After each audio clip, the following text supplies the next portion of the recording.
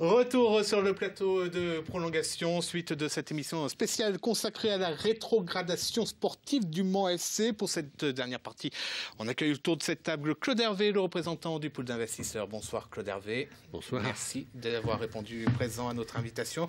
Également Alexis Babin, toujours là. Et puis Marc Genetti qui nous a rejoint, notre confrère de Radio Nostalgie. Bonsoir à vous. Bonsoir. Alors, petite précision pour nos téléspectateurs qui nous regardent, cette interview est enregistrée dans les conditions du direct en ce lundi après-midi. Claude Hervé, donc merci d'avoir répondu présent pour cet entretien. Je vous enverrai la facture. Hein. Vous imaginez bien que bon nombre de téléspectateurs, de supporters manceaux sont en attente de vos propos suite à cette relégation. Déjà, quel sentiment vous avez après la victoire mancelle vendredi soir face à Lens, malheureusement qui s'est traduit par cette relégation nationale? Je sais, j'ai le même ressenti que ces supporters. Je suis aussi malheureux que ces supporters, j'en souffre. J'aimerais, et vous comprendrez, que les choses soient différentes. Bon, déjà, quand même, il y a néanmoins un côté positif dans l'action qui a été conduite par les repreneurs. C'est déjà, et c'est pas neutre, d'avoir permis à cette équipe, à FC Le Mans, d'aller jusqu'au terme du championnat. Je vous demande d'imaginer un instant quel scénario on aurait pu vivre s'il y avait eu un dépôt de bilan avant le terme de la saison. Est-ce que le dépôt de bilan peut encore être évité aujourd'hui? Il ne vous aura pas échappé, je ne suis pas le président du FC Le Mans. C'est à lui seul, avec ses administrateurs, de décider. Oui, mais lui, il n'a plus les armes, il n'a plus de ressort. De déposer ou pas le dépôt de bilan. Mais est-ce qu'il a le choix, justement? Est-ce qu'aujourd'hui, compte tenu de la situation que vous connaissez, est-ce qu'aujourd'hui... Il y a différents scénarios qui peuvent voir le jour prochainement. Bon, mais je ne voudrais pas... D'abord, j'en sais rien. Encore une fois, c'est lui et lui seul avec son conseil qui en décidera. C'est pas moi. Mais je sais par expérience et mon activité, mon métier fait que je sais sur ce terrain du droit qu'il y a plusieurs solutions encore, mais c'est à lui de les prendre. Et bon, je ne voudrais pas m'étendre sur ce sujet. C'est une décision qui lui appartient. Mais retenez qu'il y a un choix, il y a plusieurs choix, et c'est à lui de les prendre. En ce lundi après-midi, le pool d'investisseurs est toujours présent ou a décidé de jeter l'éponge ou d'attendre justement la décision du conseil d'administration jeudi? Le pôle d'investisseurs, pour reprendre votre expression, est toujours en coulisses. On a cette volonté. On est habité par cette envie depuis maintenant 2 mois de sauver ce club. Pour notre ville, pour les amoureux du sport, du foot, pour tous ces supporters dont vous faisiez état tout à l'heure. On voudrait, on aimerait réussir pour satisfaire à cette attente. Mais reconnaissez que on n'a pas été gâté par le résultat sportif, parce que si le club s'était maintenu en Ligue 2, je crois qu'aujourd'hui, on aura un tout autre discours. Malheureusement, ce n'est pas le cas. Quelle somme exactement a été réunie ou virtuellement réunie aujourd'hui? Et quelle somme faut-il maintenant que le club est en national?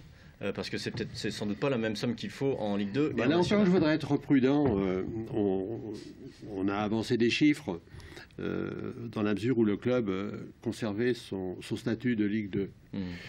On a avancé une somme de 10 millions d'euros. Nécessaire pour la reprise du club. Aujourd'hui, cette somme est quasiment disponible, à quelques dizaines de milliers d'euros près.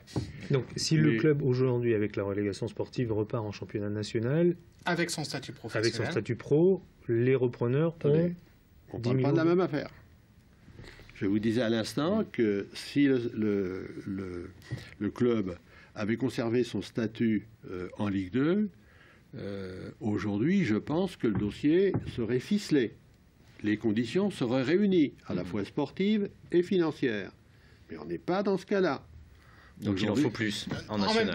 En même temps, ça veut dire que... Attendez, si vous répondez avant moi... Excusez-moi, mais en même temps, Claude Hervé, si je vous suis bien, ça veut dire que cette somme a été réunie il y a quelque temps, pas depuis vendredi soir. Donc le pôle d'investisseurs attendait plus ou moins savoir ce qu'allait donner le terrain. Parce que la reprise, on a l'impression que... qu'il faudrait qu'on ait au bout de vos questions pour qu'on puisse comprendre quelque chose. Bon, si vous voulez bien me laisser quelques minutes. Je me répète pour que les choses soient claires. Si le club était maintenu en Ligue 2, dans ce cas-là, je vous ai dit qu'il nous fallait réunir une somme de l'ordre de 10 millions d'euros. Cette somme de 10 millions d'euros, aujourd'hui, est quasiment disponible. Et je confirme ce que je disais à l'instant. Si le club avait été maintenu en Ligue 2, aujourd'hui, le dossier serait ficelé. Mais ce n'est pas le cas.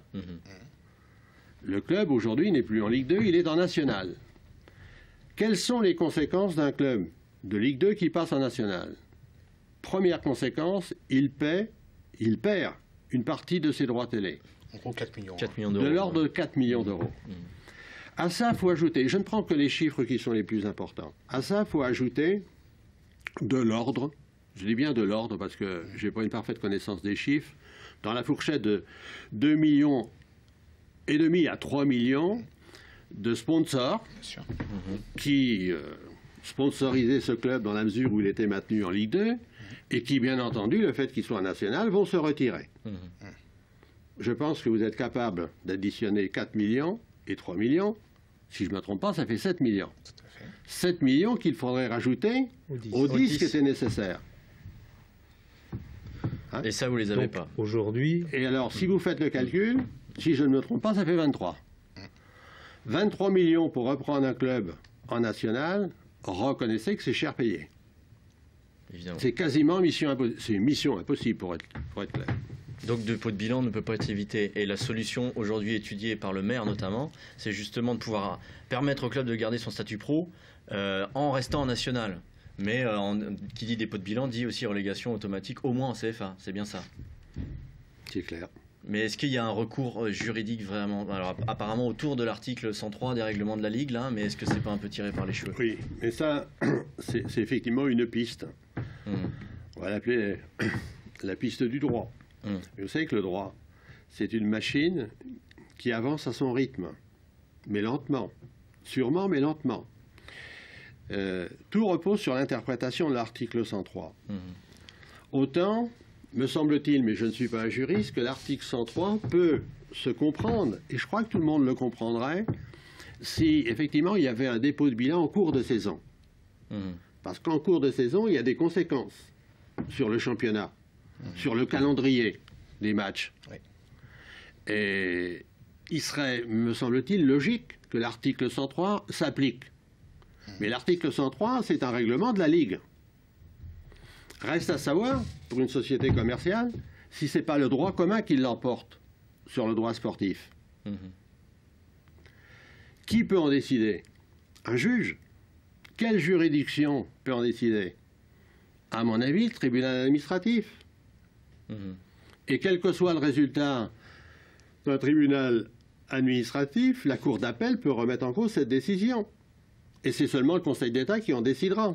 Et on peut rappeler d'ailleurs qu'au Conseil d'État, le maire du Mans siège, tout comme Frédéric Thiriet. Je vois que vous êtes bien renseigné. Mais ça qui dit s'engager dans une procédure très très longue, qui ne permettent pas de respecter les délais des calendriers de la prochaine saison. C'est ça en gros. Et puis c'est aussi peut-être s'engouffrer dans une brèche, créer un précédent, alors que d'autres clubs dans le passé se sont trouvés dans des difficultés similaires. Je vois que vous connaissez bien votre dossier. Mais en même temps, je ne vais rien vous apprendre. En même temps, on a l'impression que c'est la solution que, plus ou moins choisie, on va dire, essayer de rester vague. Et que vous avez quand même eu, peut-être pas des certitudes, mais des petits indices laissant entendre que, bien finalement, c'est pas utopique que d'y croire. À la place qui est la mienne. Comprenez qu'il faut quand même que je sois un peu au courant du dossier. Donc on est d'accord, il y a déjà des petits éléments de réponse qui permettent de dire que c'est pas utopique de penser que malgré un dépôt de bilan, le statut professionnel soit conservé. C'est le juge qui en décidera, c'est pas moi. Vous avez parlé de la piste juridique, il y a d'autres pistes alors, autres que celle-ci? On entend les mêmes choses, je suppose. Des appuis politiques? Non. Non. Ah non? Alors là, vous avez peut-être m'en apprendre. Non, mais on sait pas. Non, mais on dit, mais alors c'est pareil. C'est ce qui s'est passé l'été radio dernier. rumeur. On sait que le club a été sauvé l'été dernier aussi grâce à l'aide d'appui politique et notamment avec le concours de la LFP La et de Frédéric situation Thiriez. n'était pas la même. Mhm. La situation n'était pas la même. Et sur ce terrain-là, je ne voudrais pas encore une fois m'étendre parce que je ne veux blesser personne. Mais reconnaissez quand même qu'il y a un malaise dans le football. Et aujourd'hui, il y a quand même de nombreux clubs qui sont en difficulté. Et que quelque part, le gendarme de la Ligue doit quand même prendre en compte les difficultés de ces clubs. Il y a un règlement, mais qui doit s'accompagner d'une certaine compréhension, d'une certaine souplesse. Sinon, on finira par ne plus avoir de club.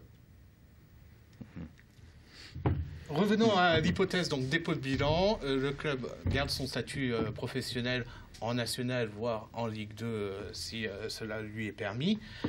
Le pool d'investisseurs repart, essaie d'acheter Il me semble justement... que vous avez oublié quelque chose d'important. Lequel ? Je m'étonne que vous n'ayez pas posé la question. L'équipe a été reléguée, oui. Non?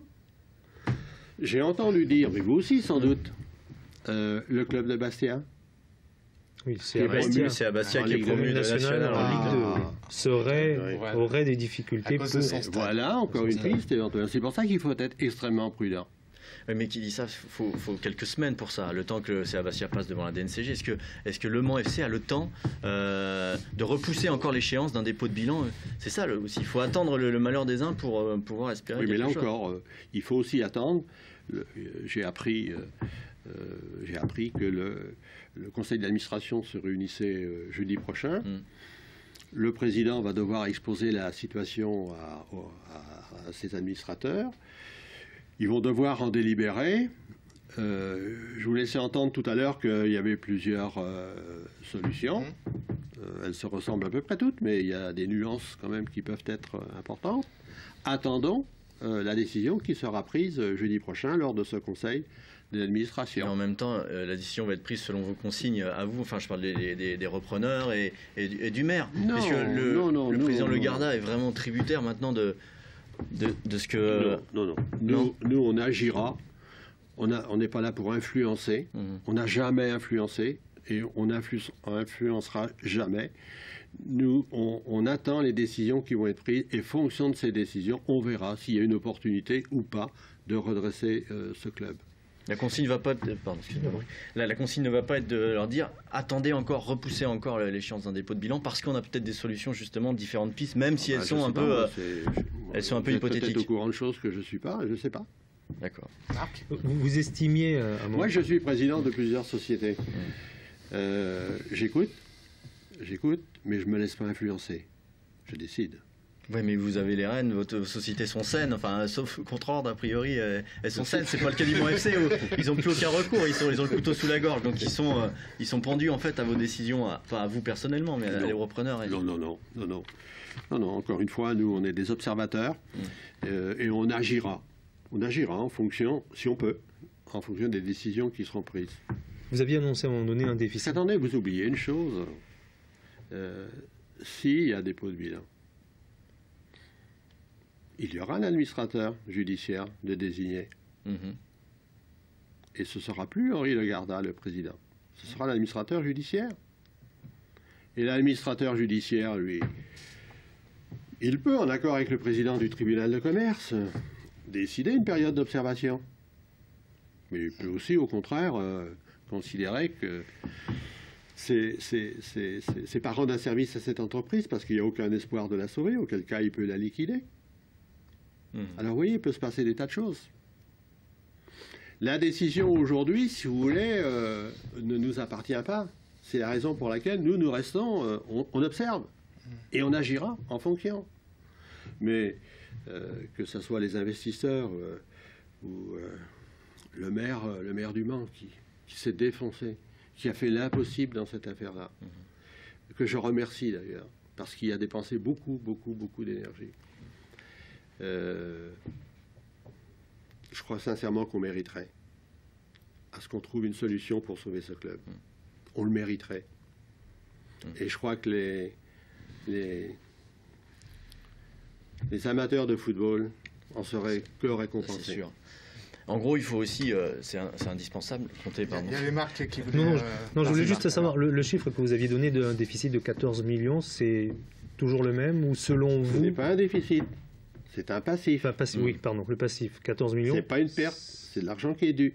C'est toujours le On peut faire même la ou est-ce différence. que ça a progressé? Est-ce que c'est toujours du même ordre, le même niveau? Moi, j'ai pas remis mon nez dans les comptes, mais c'est de l'ordre de 14,5, 15 millions. Donc il faut compter aussi sur une certaine complaisance, une certaine clémence de la Ligue quand même, pour qu'au bout du bout, le Mans FC arrive à s'en sortir. Et arrive à La conserver. Ligue a le choix entre laisser le club en national ou de le déclasser. Mhm. Donc le Le sort du choix club lui est bien appartient. entre les mains de la Ligue, entre autres. Entre autres. On a lu, si ou là, ces derniers jours, dernières semaines, que Veolia, qui devait amélier 3 millions, a un temps décidé de jeter l'éponge avant de revenir il y a quelques jours. Est-ce que c'est exact? Non. Ils ont toujours été Non, présents. Veolia sont des gens très sérieux et j'ajouterais très compétents. Ils ont la même attitude que moi, on est sur le même registre. On ne fera pas n'importe quoi, les choses sont claires. Mais s'il y a la moindre chance d'aider pour que le club se sauve, aucun doute, ce sera fait. Vous parliez de 10 millions d'euros qui auraient été trouvés aujourd'hui. Virtuellement, on est toujours d'accord. Vous pouvez nous expliquer en quoi? Parce que Veolia a mis plus que les 3 millions d'euros qui étaient annoncés. Il y avait les 2 millions de rachat de la Pince-Nardière par la ville. On en est où? Comment on a atteint ces 10 millions d'euros? Est-ce que vous pouvez nous en dire plus sur ce sujet? L'origine de l'argent n'a absolument qu'une espèce d'importance. Le plus important, c'était de les trouver. L'origine, c'est vraiment secondaire. Mais ce sont des investisseurs nationaux, ce sont des investisseurs locaux? Peu importe. C'est de l'argent propre. Oui. L'argent gagné à la sueur du front. En tout cas, merci beaucoup, Claude Hervé, d'être venu sur ce plateau. Vous nous avez quand même révélé plusieurs choses. Merci, messieurs. C'est la fin de cette émission spéciale consacrée à la rétrogradation du Mans FC, un dossier qui est loin, vous l'avez compris, d'être terminé. À la semaine prochaine.